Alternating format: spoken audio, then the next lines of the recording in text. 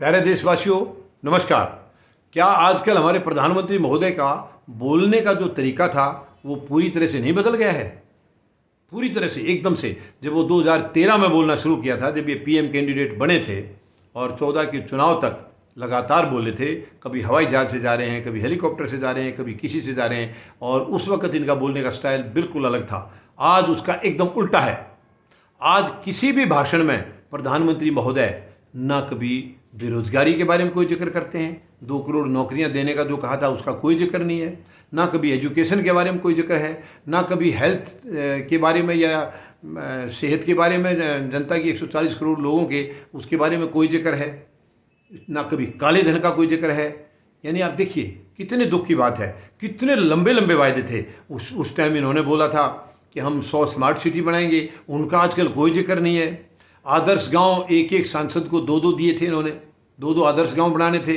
वो सांसद खुद आदर्श बन गए हैं, खुद आदर्श बन गए हैं। वो गांव का पता ही नहीं लगा, वो गांव कहाँ पर है, कौन से दिए थे, उनको ये मालूम ही नहीं है कि कौन से गांव थे। सिटी 100 स्मार्ट आपने कौन कौन से बनाने थे, शायद उसकी लिस्ट आपके पास अभी तक तैयारी नहीं हुई है।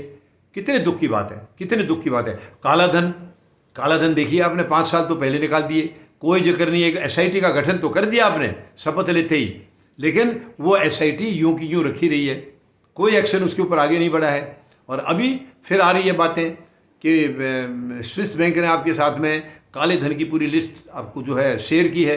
अब उसको आप दिखाएंगे या नहीं दिखाएंगे, क्योंकि आपके चहेतों के नाम बहुत होंगे, तो आप कभी नहीं दिखाएंगे। तो ये कितनी दुख की बात है, कितनी चिंता की बात है। यानी प्रधानमंत्री महोदय पहले क्या क्या बोलते थे, आज क्या क्या बोलते हैं। पहले बोलते थे हमारे प्रधानमंत्री जो है वो चीन को आंख दिखा के बात करनी चाहिए, लाल आंख दिखा करके। आज आप कौन सी आंख दिखा रहे हैं प्रधानमंत्री महोदय? आप चीन की छोड़िए, आप बांग्लादेश के सामने आप खड़े होने लायक नहीं है। बांग्लादेश में अभी क्या अत्याचार हो रहा है हिंदुओं के ऊपर, आप उसके लिए एक शब्द बोलने के लायक नहीं है। चाइना के सामने तो आपकी खड़ा होने की हिम्मत नहीं होगी। चाइना तो हमसे कहीं ज़्यादा शक्तिशाली है, इसमें कोई दो राय नहीं है। ये तो अमेरिका भी अब चाइना की शक्ति के आगे अमेरिका भी झुकने लग गया अभी। तो आप कौन से युग की बात करते थे, या आज कौन से युग की? आज सारी बातें भूल गए आप प्रधानमंत्री महोदय। कि कृपया उन बातों पर आइए जिनके बारे में आप हमेशा जिक्र करते थे, जिनका अक्सर हर भाषण में आप बोलते थे। उनमें से कुछ तो बोलिए, कुछ तो बोलिए, जनता को याद आ जाएगा कि हाँ पहले आप ये बातें बोलती थी। जनता को तो भुला दिया आपने, क्योंकि आपके अंदर एक इतनी बड़ी कलाकारी है।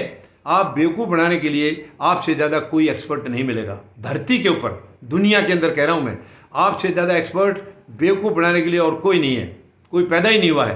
परमात्मा ने भी शायद एक ही बनाया था, उसके बाद मिट्टी खत्म हो गई थी, और वो एक ही आज भारतवर्ष की किस्मत में रखा हुआ है कि ऐसी मानसिकता का प्रधानमंत्री आज हमारा देश का मुखिया है सरकार के, जिसकी क्या जितनी तारीफ करें उतनी कम है। जिसने आज तक दर्द के सिवाय किसी को कुछ नहीं दिया, और कोई ज़्यादा इनसे जिद करता है तो उसके ईडी के छापे पड़ेंगे, उसके आईबी के छापे पड़ेंगे, उसके सीबीआई के छापे पड़ेंगे।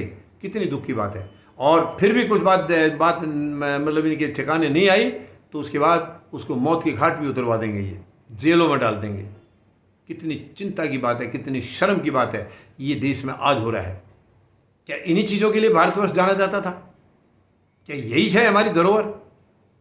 प्रधानमंत्री महोदय, ये एक इंसान ने देश को पूरा कंडम कर दिया है। आप झांकिए अपने अंदर झांकिए, आपने कितना दर्द दिया देशवासियों को। आप झांकिए और फिर अपने आप से सवाल करिए, क्या ये जायज़ है? क्या आप नाजायज़ पावर का इस्तेमाल करके और जो कर रहे हैं, जो दर्द दे रहे हैं, क्या ये जायज़ है? इसे किसी भी हालत में जायज़ नहीं ठहराया जा सकता, और आपको इसके लिए नीचा देखना होगा। धन्यवाद।